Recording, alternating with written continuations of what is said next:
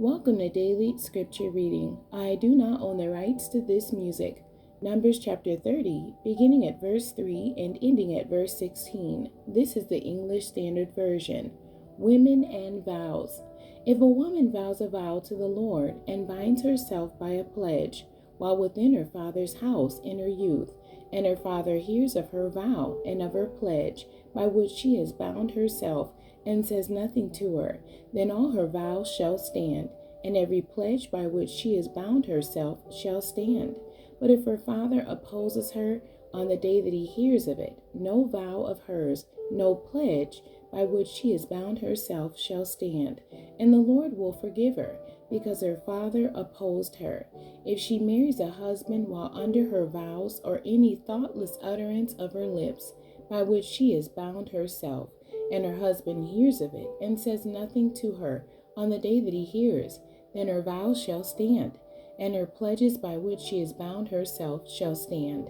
But if on the day that her husband comes to hear of it, he opposes her, then he makes void her vow that was on her, and the thoughtless utterance of her lips, by which she bound herself, and the Lord will forgive her. But any vow of a widow or of a divorced woman, anything by which she has bound herself, shall stand against her. And if she vowed in her husband's house, or bound herself by a pledge with an oath, and her husband heard of it and said nothing to her, and did not oppose her, then all her vows shall stand, and every pledge by which she bound herself shall stand. But if her husband makes them null and void on the day that he hears them, then whatever proceeds out of her lips concerning her vows or concerning her pledge of herself shall not stand. Her husband has made them void, and the Lord will forgive her. Any vow and any binding oath to afflict herself, her husband may establish, or her husband may make void. But if her husband says nothing to her from day to day, then he establishes all her vows or all her pledges that are upon her.